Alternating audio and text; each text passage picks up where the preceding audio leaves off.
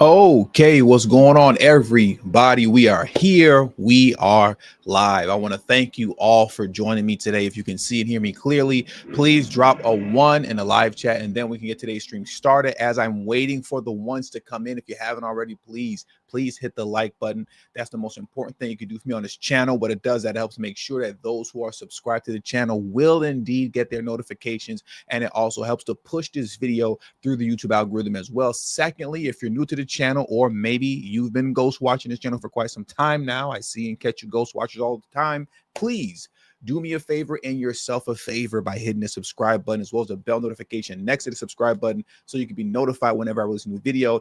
And lastly, please make sure you share this video out on your social media platforms to your family and friends to inform them on this news and information.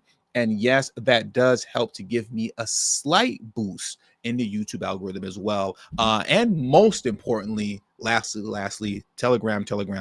Please follow me on Telegram to help circumvent shadow banning and social media censorship. That is extremely important. And now that I see the ones are coming into the chat, let's get the show started.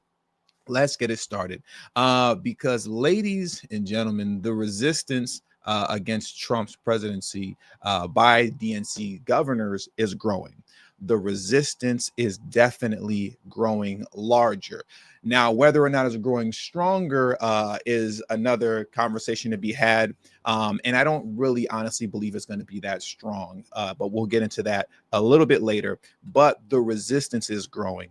And what's interesting is that now the resistance is official. It's official. It's not just me referring to it as a resistance anymore. No, as you can see here, this article reads the title: Pritzker, Colorado Governor Polis launch Governor's Coalition to protect against threats of autocracy under Trump. So as you can see, it's official now. And the Colorado Governor, Jared Polis, has now officially entered this alliance, right? So now this consists of, we have Jared Polis, governor of Colorado, Governor Newsom here in California, Governor Pritzker, obviously in Illinois, Governor Hochul in New York, and Governor Maura Healey in Massachusetts. And we can't leave out also the co-stars, right? The co-stars, you can call them, the extra characters, right? You have Attorney General Letitia James, who was on board with this, though she's not a governor, so she's not officially a part of the coalition, but she is by proxy as far as her allegiance to Governor Hochul is concerned. And then we also have Brandon Johnson, the mayor of Chicago, who has now also entered into the conversation as well. And we will get a little bit more into Brandon Johnson later on in this stream. But let's go through this article first very quickly. I want to go through this first just to give you guys a quick breakdown of what's actually going on here. Illinois Governor J.B. Pritzker and Colorado Governor Jared Polis have formed a coalition of governors to fight against increasing threats of autocracy and strengthen democracy during a second Donald Trump presidency. The goal of governors safeguarding democracy, or GSD, is to protect state-level institutions of democracy, is to protect state-level institutions of democracy and to use their collective legislative, budgetary, executive, and administrative powers. Pritzker said it will catalyze collaboration across state lines. It's built off the model that all of us governors have already successfully pioneered through the Reproductive Freedom Alliance, Pritzker said. And together, what we are doing is pushing back against what we are doing is pushing back against increasing threats of autocracy and fortifying the institutions of democracy that our country and our states depend on. The coalition marks the latest national effort by Pritzker, who is considering his own political future as a third-term governor and potential 2028 presidential candidate. The Democratic governor formed the nonprofit Think Big America last year to help support abortion rights on ballot initiatives. The group was victorious in 7 states. The group was victorious in 7 states. I want to get back into that a little bit later. Think Big America, the group that J.B. Pritzker formed. We talked about it a little bit. I think it was Monday we spoke on this, but I want to come back to that and revisit it later. What I want to do next is jump into this news clip here from a local news station in Chicago, just to give us a little bit more information on this coalition that's been formed here by J.B. Pritzker. Trump takes office in January, blue state governors are expecting a lot of clashes with the administration over states' rights. Governor J.B. Pritzker and others have announced a new initiative using the power of state laws to protect citizens from any threats to democracy. President-elect Trump has promised many things that Democrats say are threats to democracy. Exactly what Trump plans after he is sworn in is unknown. But Governor J.B. Pritzker says states must be ready. It's clear that his administration is going to have the ability to make changes and proposals. And so we're just here, as the state of Illinois, having to deal with whatever those changes may be. To deal with the changes, Pritzker and Democratic Colorado Governor Polis are co-chairing a new bipartisan initiative called Governors Safeguarding Democracy. The idea is for governors to work together to protect state-level institutions of democracy by using their legislative, executive, and budgetary powers. There's a bullying that's going on right now. How is there a bullying when Trump isn't even in office yet? I can't stand these people. It really drives me crazy when they open their mouths. There's no bullying happening. Nothing has even occurred yet because the man isn't even in office yet. It's completely ridiculous. There's a bullying that's going on right now. And I think in many ways, the governors coming together make it a little easier and a little more palatable for a lot of people to act. ACLU of Illinois' Ed Yanka says state laws protecting issues like abortion or LGBTQ rights are examples of safeguarding democracy. In Illinois, it is illegal to fire someone because they're gay, lesbian, or they're transgender. When has Trump ever said anything of that nature concerning firing someone based off of their, dating preferences, right? Regardless of gender, we'll say. When has he ever said anything like that? You see how all these people know to do is to fearmonger and to lie and to insinuate complete nonsense and foolishness. Trump has never uttered a word about people needing to get fired from their jobs based upon their dating preferences. This is completely ridiculous and nonsensical. To fire someone because they're gay, lesbian, or they're transgender. That would still be the case no matter what it is that the president orders from Washington, D.C. While Pritzker's new initiative is about protecting democracy, former Illinois House Republican leader Jim Durkin says politics is also definitely a big part of it. It's a huge part of it because what we have to understand now, going back to the other initiative, right, that J.B. Pritzker formed last year. I want to jump back into this article here, but I want to pull up another one.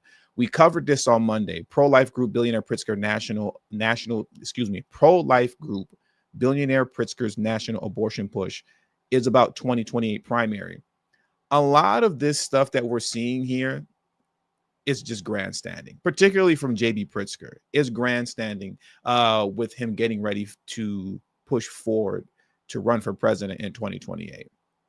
In between I believe it's called Think Big America, nonprofit that he launched last year, and now we have this coalition of governors called Governors Safeguarding Democracy, GSD. This is him getting ready to run for president in 2028. And for the most part, he's pretty much outdoing all the other governors right now. Gavin Newsom, as far as I'm concerned, is making a push too. He's going to be trying to, lay the groundwork down to run for president as well. But Pritzker is very much so ahead of the game in doing this, right? He's ahead of the game in doing this. And that's what this is really all about for the most part. It's not to say that the resistance in and of itself is something that's fake, right? because as I saw somebody put a comment in earlier, they're scared ishless, right? And they definitely are. They're definitely scared ishless, particularly as it pertains to them losing their illegal immigrant population, right? But let me read some of this here for you. For those of you who are new to the Think Big America nonprofit that J.B. Pritzker started. Illinois Governor J.B. Pritzker launched Think Big America, a nonprofit focused on expanding access to abortion in states across the country. It is part of his broader mission of combating far-right extremism, right? Air quotes, far-right extremism. Think Big invested millions of dollars advocating for abortion ballot initiatives in 8 states. Of the 8 states, South Dakota, Nebraska, and Florida rejected the initiatives this election cycle. Millions were spent on Arizona, Florida, and Nevada's ballot initiatives. Thousands were spent on Montana, Maryland, South Dakota, Nebraska, and Missouri's abortion initiatives. For Tuesday's election, 11 statewide ballot measures related to abortion were certified in Arizona, Colorado, Florida, Maryland, Missouri, Montana, Nebraska, New York, Nevada, and South Dakota. So essentially, J.B. Pritzker, with his 2028 bid, you can say, to run for president, he's doubling down on what lost Kamala Harris the election this time around. He's doubling down on abortion, and he's doubling down on illegal immigration and protecting illegal immigrants. That's what he's doing here with the coalition that he formed with the governors, now that it's official, as well as this abortion nonprofit. He's doubling down on a losing strategy. But the difference between him and a Kamala Harris is that he can actually articulate himself a lot better than Kamala Harris can, right? He can do so a lot better. I want to transition here, though, going back to illegal immigration. I want to come back over there because he was recently on Joy Reid's show on MSNBC. And he spoke a bit about this coalition of governors, the resistance that he's put together to go up against Donald Trump and to essentially fight against whatever policies he may try to implement when Trump gets into office. But I specifically want to focus on this part here when they're talking about illegal immigration, because like I've been saying, so much of this and the bulk of this, when it comes to all these governors aligning together like this to go up against Trump, 90% of this is about just simply protecting the illegal immigrant population.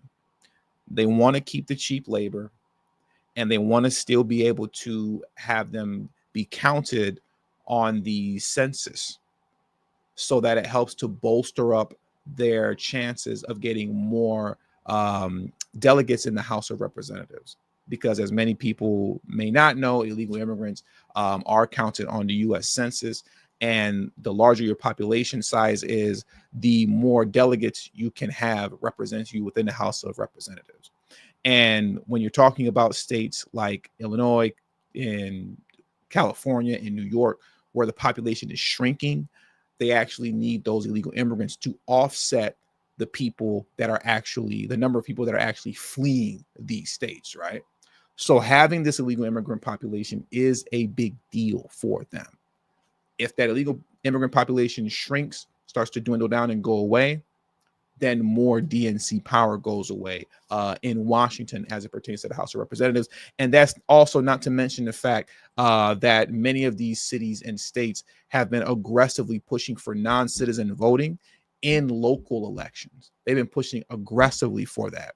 In New York City, it failed because it passed the city council. It was signed into law temporarily, but fortunately, it was taken up to the New York State Supreme Court, and the New York State Supreme Court did strike it down, right? They said that you can't do that, but that is being, I believe, appealed, if I'm not mistaken.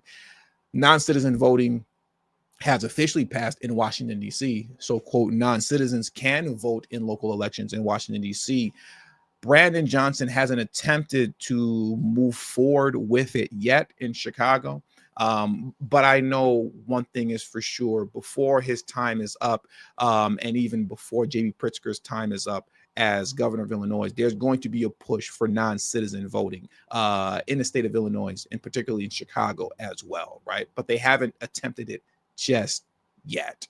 So now what I want to do, as we're still speaking on illegal immigration, is let's jump into this MSNBC clip here, where J.B. Pritzker and Joy Reid, who I can't stand, they're going to speak a little bit about what J.B. Pritzker has going on with his new coalition. For them to do it.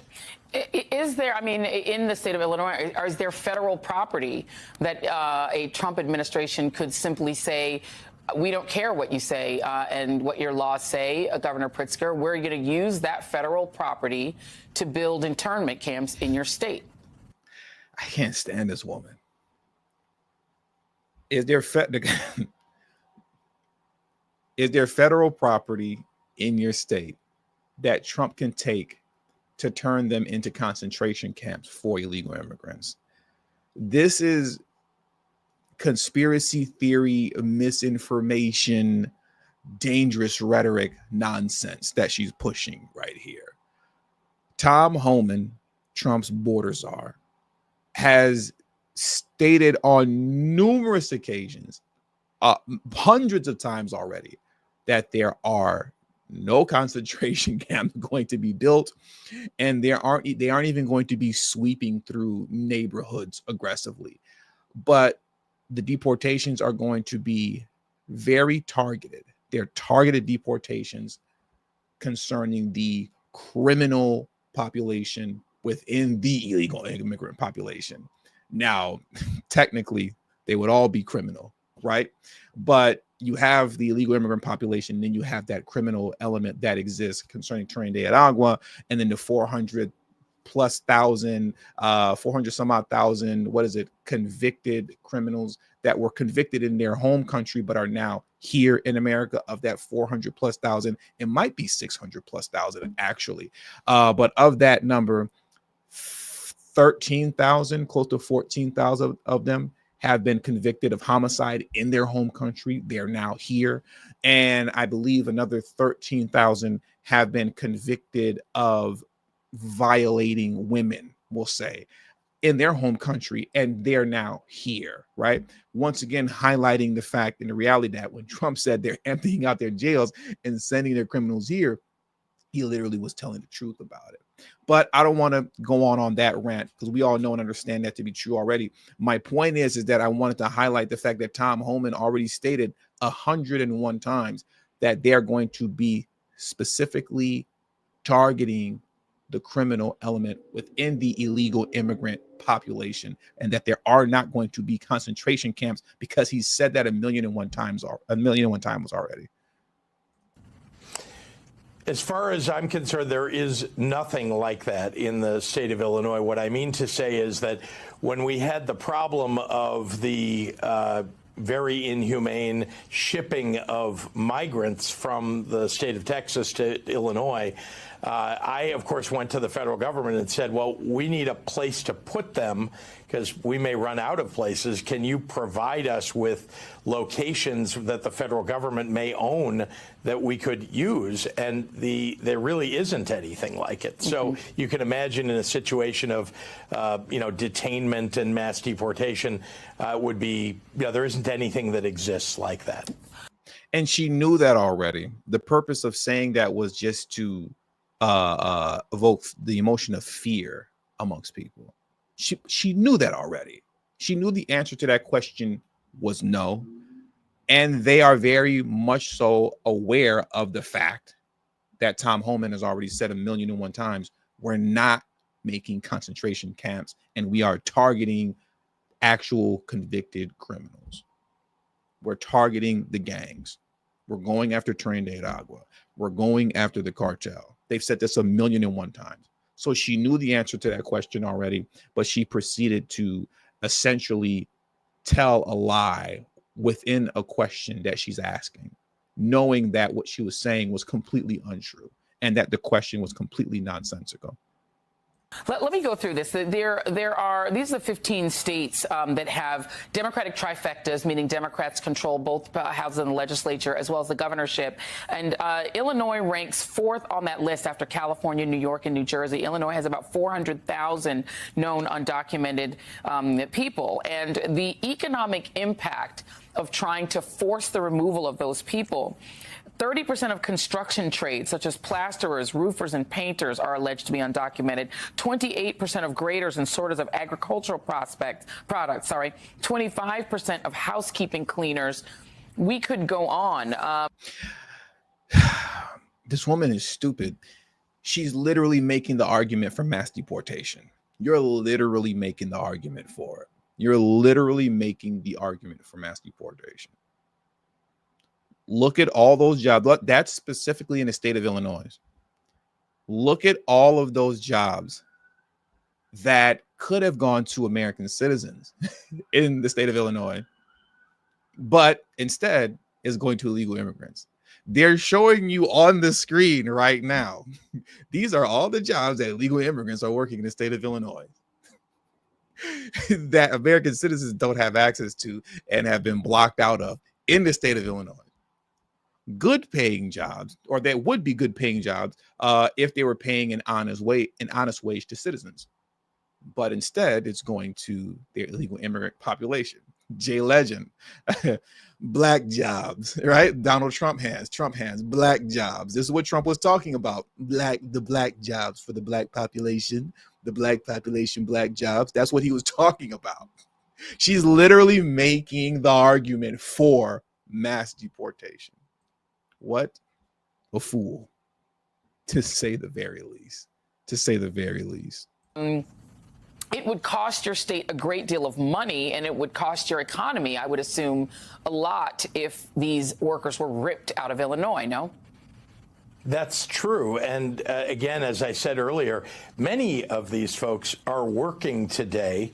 They are paying taxes. All of these are working. Everyone that I just mentioned are working, right? That's right. And so they're paying taxes and not getting any benefits from it. So, frankly, the taxes that are getting paid are of, great interest, you can imagine, to the country and to the state of Illinois.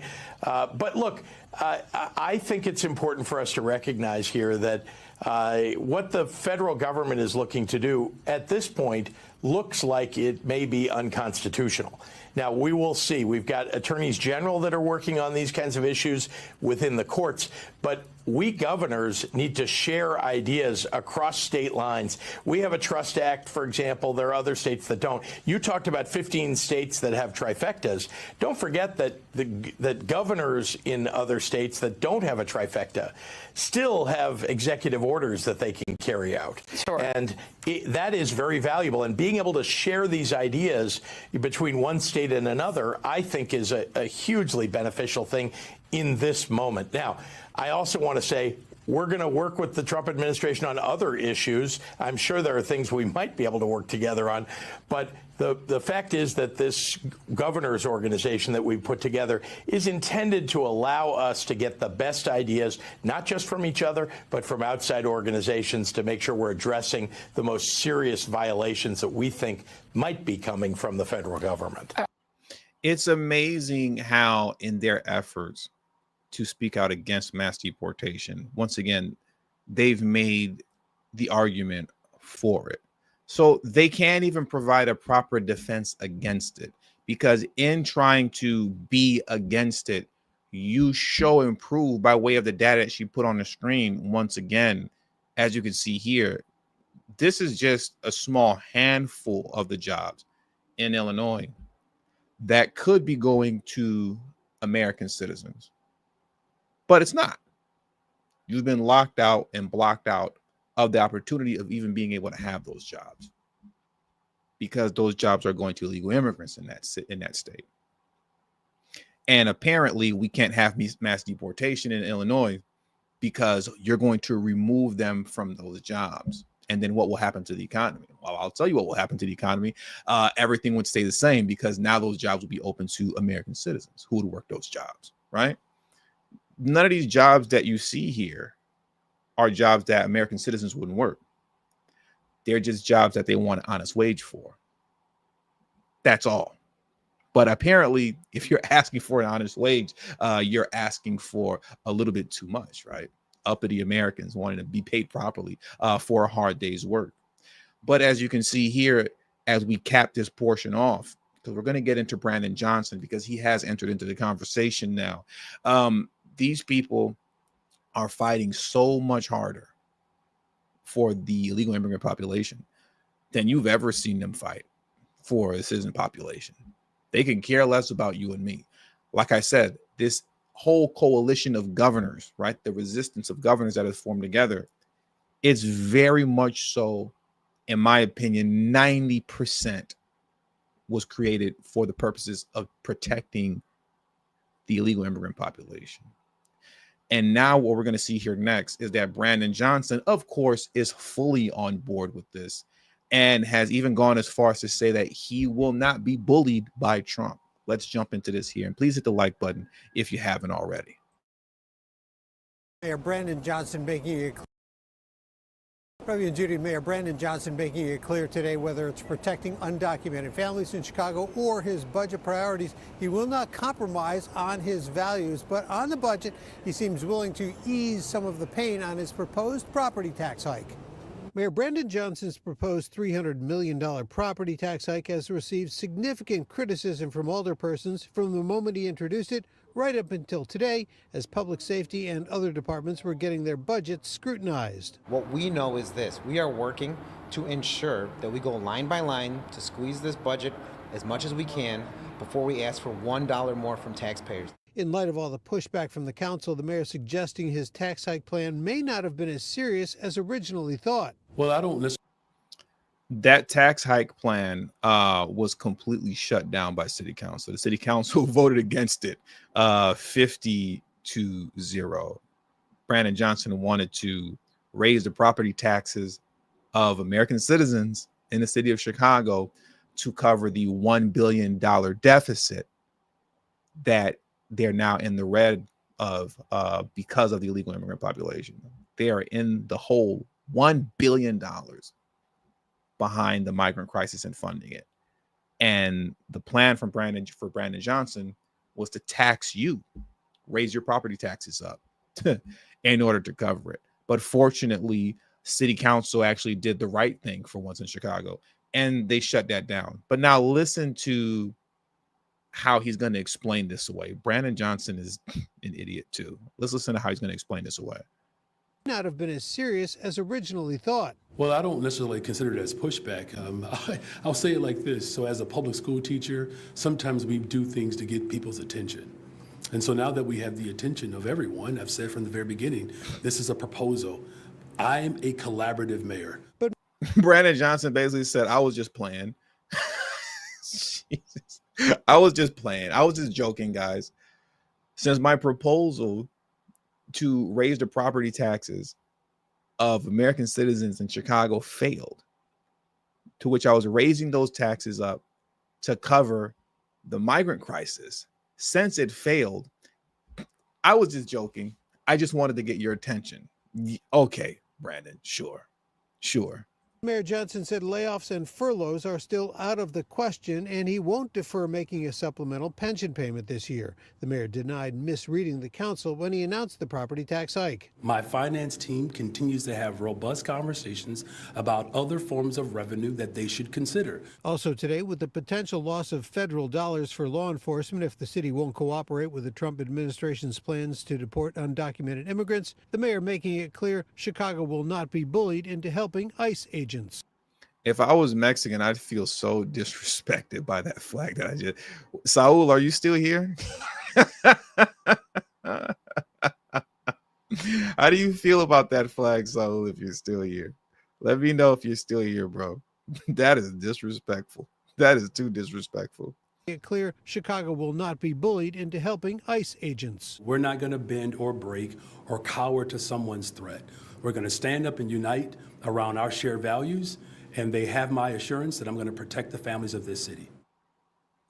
He is going to protect the illegal immigrant population no matter what, and he will not be bullied.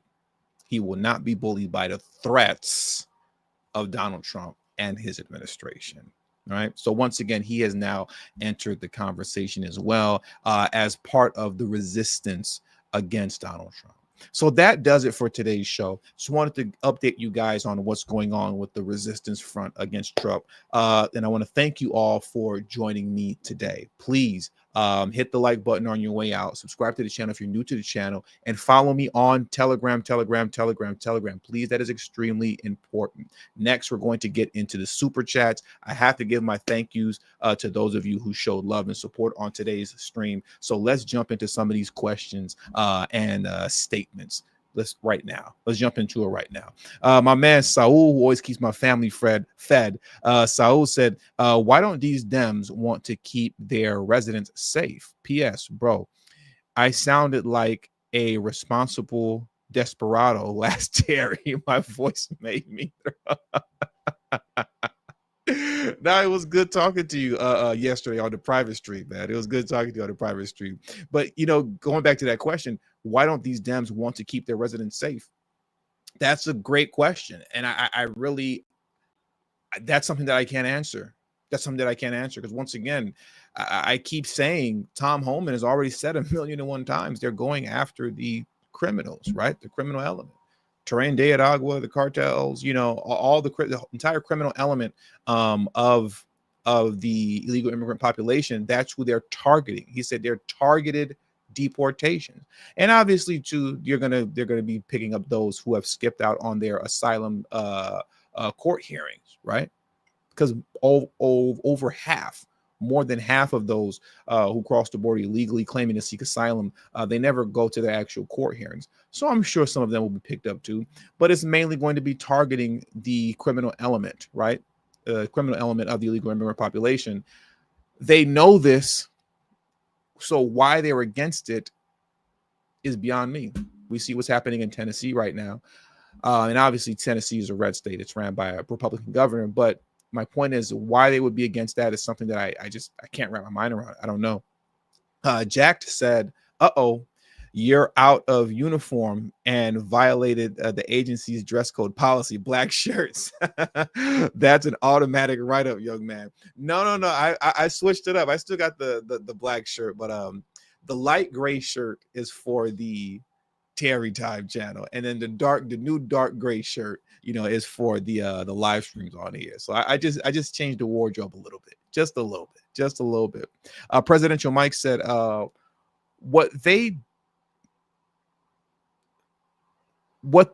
think you meant what they're doing don't work. What they doing won't work. Oh, what they're doing won't work is what you mean. What they're doing won't work. They can get arrested for harboring illegals. There you go. It's a federal crime up to 10 years in prison. Trump DOJ won't let that slide. You might be onto something there. Because what you're saying is true. That's definitely true. Shout out to my man, Untried Genius. Untried Genius said they gatekeep those jobs hard too. Yes, they do. They definitely gatekeep those jobs hard. Just like unions gatekeep their jobs for friends and family. They have created a new underclass using gatekeeping. That is 100% true. Let me tell you guys something, man. Like it's almost impossible for you to get into construction here in LA, if you're not of that population. If you're driving like through like the hills of LA, like where the expensive homes and stuff like that are at, you'll see these construction sites that have like no information on them. If you wanted to apply for those construction companies to work with them, you couldn't, even if you wanted to, because there'll be maybe a little green fence surrounding the property, but most of those places, they don't even have information. It's just a matter of who you know, right? And if you're not in the know, because for you to be in the know, you'd have to be a part of the illegal immigrant population, then there's no way for you to get those jobs. You're completely blocked off. By language, culture, and honestly, race. Completely blocked off from those jobs, right? So their gatekeep very, very, very hard. Papa Onaya Shelley said, cut off all the federal funding. We ain't playing. They just might have to deal with that. Moving forward, but we'll see how that plays out. But I agree with that statement. I agree with that. I approve of this message. Thomas with the super chat of $10. I appreciate you, Thomas, for showing love. Thank you, Saul, for spinning the block, coming back one more time. He said they make their own flag. So you're definitely not feeling the LGTV Mexican flag. He's definitely not feeling that. The disrespect was crazy with that one. And shout out to Benton Jr. Bay. I appreciate you, Benton Jr. Bay, for the support. Thank you all for joining me today, man. Thank you all for the support that you show this channel. I don't exist without you guys. So thank you very much. Once again, as I always do at the end of every stream, I beg for you to follow me on Telegram.